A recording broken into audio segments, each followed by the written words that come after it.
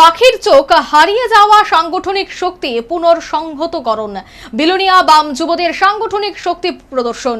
4 দফা দাবিতে জেলা শাসকের নিকট ডিওয়াইএফআই এর ডেপুটেশন।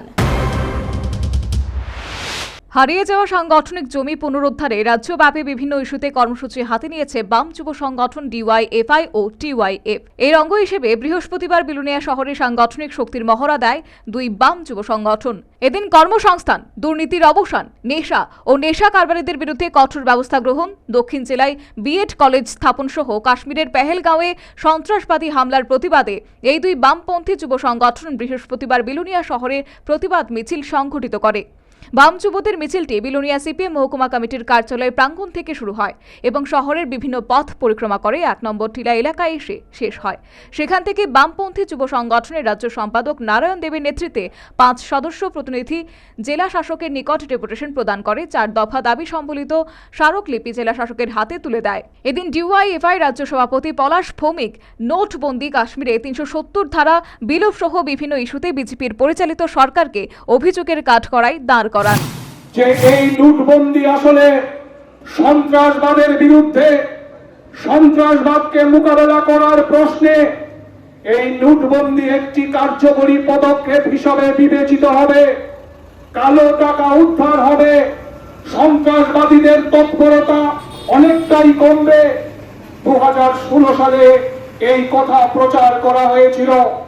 তারপর আমরা জানি সংবিধানের 370 ধারা কাশ্মীরের উপর থেকে তুলে নিয়ে কাশ্মীর রাজ্যটাকে ক্ষতবিক্ষত করে দেওয়া হলো এবং গোটা পৃথিবীর মানুষের সামনে, গোটা দেশের মানুষের সামনে একটা বার্তা পৌঁছে দেওয়া হলো যে কাশ্মীর সুরক্ষিত। যে কেউ মানুষ, যে কোনো মানুষ, পর্যটকরা আপনারা নির্বিঘ্নে কাশ্মীরে যেতে পারেন, বেড়াতে যেতে পারেন, ভূস্বর্গ কাশ্মীরের সৌন্দর্য আপনারা উপভোগ করতে পারেন। কিন্তু আমরা দেখলাম সরকারের সেই সাথে কাশ্মীরের পেহেলগাঁওয়ে সংঘটিত হামলার তীব্র নিন্দা করেন এবং এই জাতীয় সংকটের দিনে দেশের সরকারের পাশে থাকার কথা ঘোষণা করেন। ভারতবর্ষের কেন্দ্রীয় সরকার তাদের কার্যকরী পদক্ষেপ জারি থাকবে, কিন্তু আমরা দেখলাম যে কেন্দ্রীয় সরকারের এই ব্যর্থতার কারণে 28 জন নিরীহ নাগরিককে খুন হতে হলো।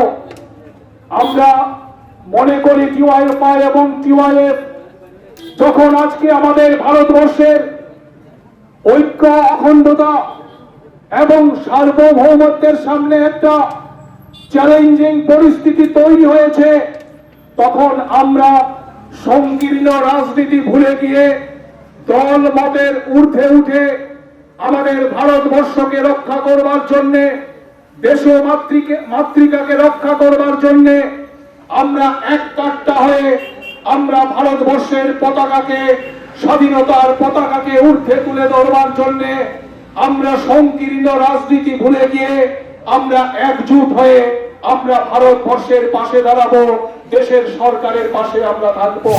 প্রসঙ্গত উল্লেখ্য, বিগত বাম জামানায় দক্ষিণ ত্রিপুরা জেলায় ছিল বামেরা অপ্রতিরোধ্য, কিন্তু 2018 সালের বিধানসভা নির্বাচনের ফলাফলে সেই দুদণ্ড প্রতাপশালী বামেদের চাষ করা জমিতে ভাগ বসায় বিজেপি এবং একাধিক বিধানসভা আসনে বিজেপি প্রার্থীরা জয়লাভ করে। এরপর 2023 সালের বিধানসভা নির্বাচনে বামেরা সারা ত্রিপুরার সাথে দক্ষিণ ত্রিপুরা জেলাতেও ভালো ফলাফলের জন্য মারণ কামড় দেয়, কিন্তু ফলাফলে বামেরা কাঙ্ক্ষিত সাফল্য অর্জন করতে অসমর্থ হয়। এবার সেই হারিয়ে যাওয়া রাজনৈতিক জমি পুনরুদ্ধার করতে ময়দানে ঝাঁপিয়েছে বামেরা।